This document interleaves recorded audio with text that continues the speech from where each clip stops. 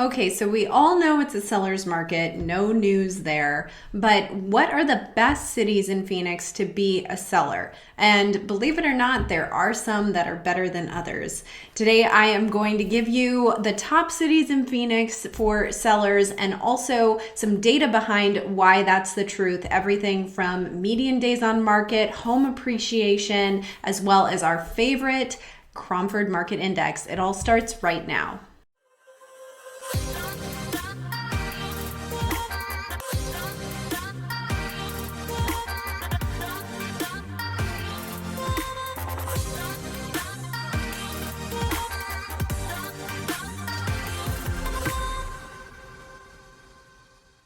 Hey everyone, I'm Caitlin McKegg. I'm a realtor here in Phoenix, Arizona. Today I am talking to homeowners in Phoenix and telling you the best cities for sellers in the Phoenix market right now. But if you aren't a home seller, this is also valuable information for you, especially if you're considering buying a house, because at least after this, you'll know which cities are the toughest for buyers and a better idea of what kind of competition you might be up against if you're looking to buy a house in those cities. So let's jump right in. If this is your first time to my channel, you may not have seen my previous videos, which I encourage you to check out. Every Monday I do a market update, and one of the things that I talk about is the CMI, which stands for the Cromford Market Index.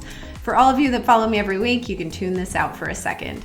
The Cromford Report is a subscription that I follow, and it's a subscription for realtors, and they analyze the MLS data on a daily basis, extrapolate it into charts and graphs that help us really understand what's going on in the Phoenix housing market. One of the tools that they have is the CMI, and this is an algorithm that measures supply and demand and historical factors in our market and gives us a number that helps us understand the direction the market's going and what our supply and demand looks like. Basically, a value of 90 to 110 is a balanced market. Anything below 90 is a buyer's market. Anything above 110 is a seller's market. And we currently are sitting at 498, almost 500. So when I say it's a seller's market, the numbers definitely prove true. Okay, you can come back now if you were ignoring that. So anyway, what I'm going to do today is we are going to actually jump into my subscription of the Cromford Report, and I'm going to show you some factors that are creating the seller's market and specifically which cities are best for homeowners to list their homes.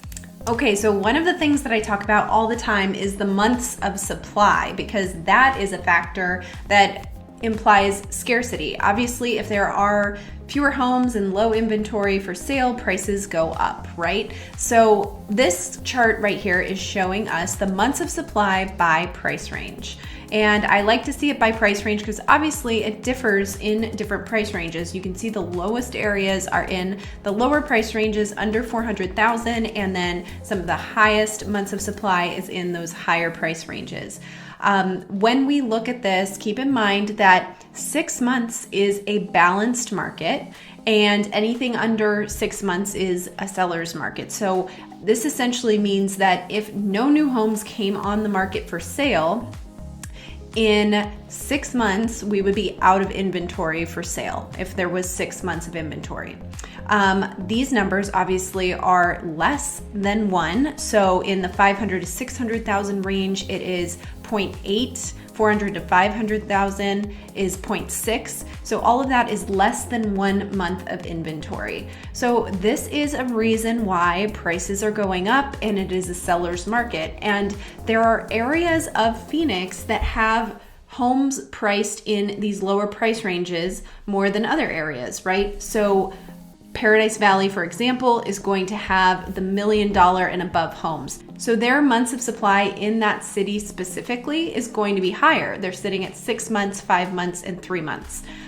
Just about 1.9 months for 1 million to 1.5. If you look in the lower price ranges, you see that in other cities and throughout the valley. There are some cities that see more homes under the 300,000 mark than others, and some that are pretty close to the 400 to 500,000. So in those areas, that's where you'll see a difference in inventory. So that's why price range is important to look at, because it does relate to certain cities in Phoenix. Now let's move on to the next thing I want to share, which is also inventory, but this is looking at days of inventory, and this is pretty staggering. So if we look at all the cities here all together, this is a really great illustration. You can see where the annual average is and the running average, and we're so well below this running average. So right now for all of Phoenix, our days of inventory is 15.8. So again, what that means is if no new homes came on the market for sale, we would run out of all the homes for sale in Phoenix in 15.8 days. It also shows that there are 4,650 active listings total. Now this is dated February 6th, so it is a little bit outdated, but essentially the story has not changed much since then. But what we can do is look at some cities here specifically and see who has the lowest days of inventory, which is a reason why if you are a homeowner in that city, you may want to consider listing, because it's going to be a stronger seller's market in that area if there's less inventory. So let's just check. I'm cheating here because I kind of know already what's going to be a crazy number, but let's look at Avondale. So you can see how low they are, and they are at 5.9 days of inventory, if you can believe that. So if no one listed their home in Avondale, there'd be nothing for sale in 5.9 days. That's really hard to fathom. So looking at this days of inventory, it really starts to show where we're at, how drastic things are in each city. And if you want to know more about your city, reach out to me. I can pull that information for you. We've got Buckeye at 9.6, which is crazy, but I want to keep going because we're going to see at the end here what really tells us the exact cities, kind of the one thing that's really telling us which cities are the best for sellers. So I want to keep moving. These are just some other factors to look at. We've got the contract ratio here, and what this measures is in a certain zip code, the number of homes that are active for sale versus the number of homes that have a contract on them, are under contract in that zip code. And so that creates a contract ratio, as they call it, and somewhere between the range of 0 to 20 is a cool market, and then it goes up from there. And as we look in some of these areas, we see some of these darker areas, like here in Chandler, that contract ratio is 803. Again, 0 to 20 is a cool market, so well past that at 803. And it's saying that there's 26 active listings, but 209 are already under contract. So it's a pretty big difference there. Some of these other darker areas are also Chandler, out this way. We've got, and Gilbert.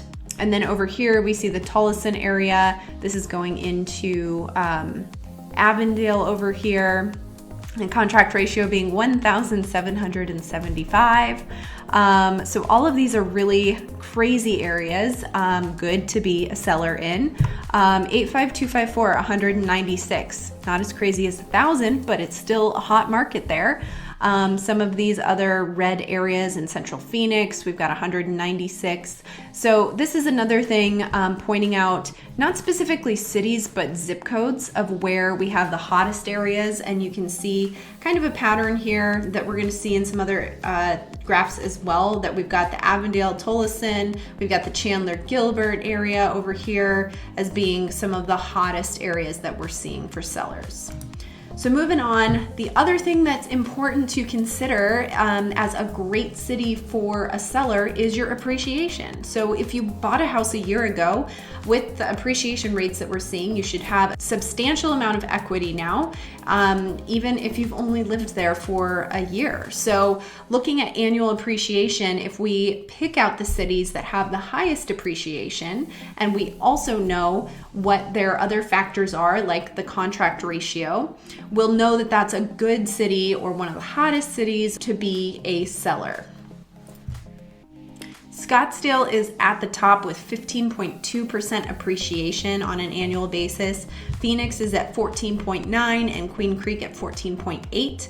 So you can see all the different cities and what their appreciation rates are. So if you're in one of these cities that's kind of towards the top here, all of these rates of appreciation are excellent, by the way.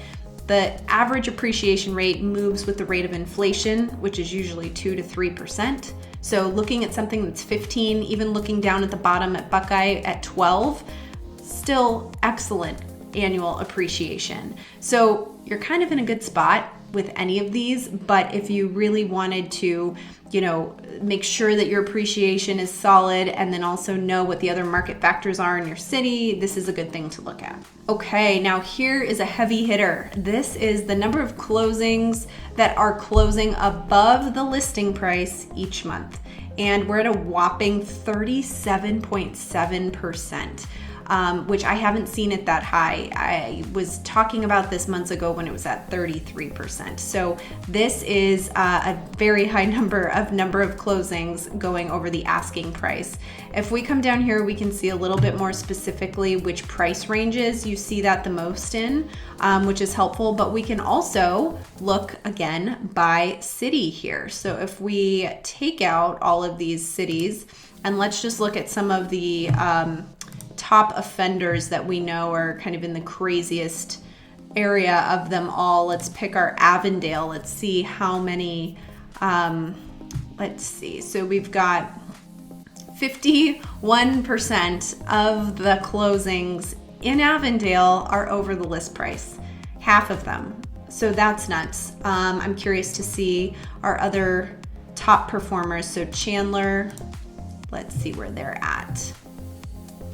45%, very similar. Let's look at Gilbert as well real quick.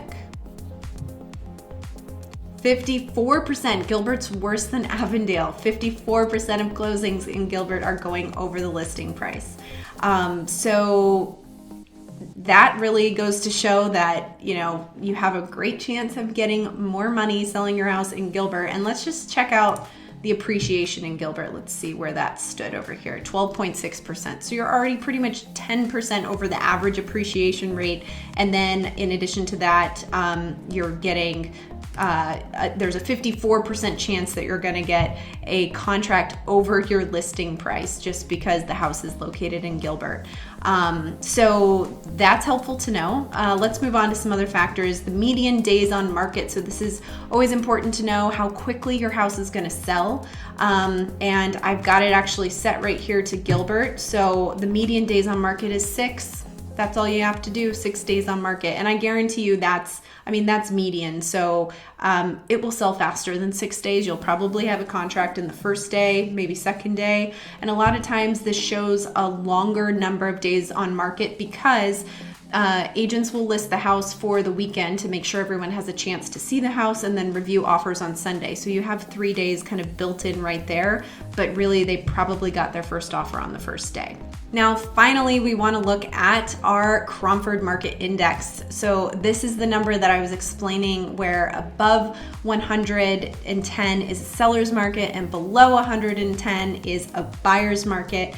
And Avondale takes the top spot at 901. We've got Gilbert and Chandler up there, Glendale and Mesa. All of those are the top 5 spots. And these are strong sellers markets. So this kind of concludes everything else that we've been looking at, points to these cities being the best in all of Phoenix Metro for sellers.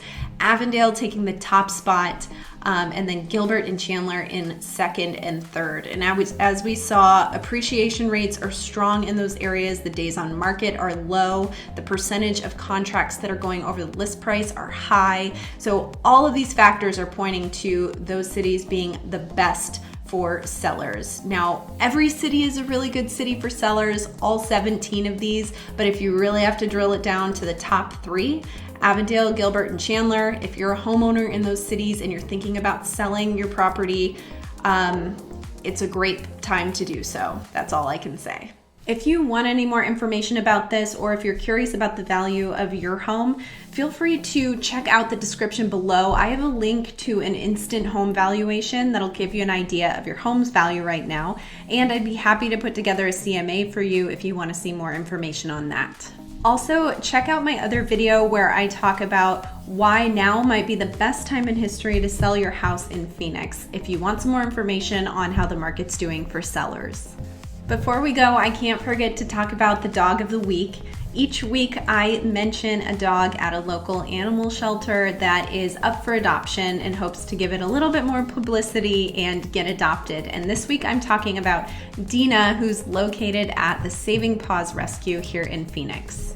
Dina is a German Shepherd and she is obviously very adorable. They say she's very playful, full of energy. She likes hikes, walks, and runs, and she may have a strong prey drive, so she shouldn't be placed in a home with a small dog. It sounds like there are quite a few different things to read through and be sure that she could be a good fit for your family, but feel free to check out the link below and read more about Dina to see if she would be the best dog for you, or maybe you know a home that would be perfect for Dina. Well, that's all I've got for you this week. I hope this information is helpful if you're considering selling your home in Phoenix, and especially if you're in one of those cities that ranks in the top spots of all of Phoenix. As always, if you have any questions, you know where to find me. You can reach out by call, text, or email. I will see you next week with another market update and another Friday video giving you more information about Phoenix and Phoenix real estate.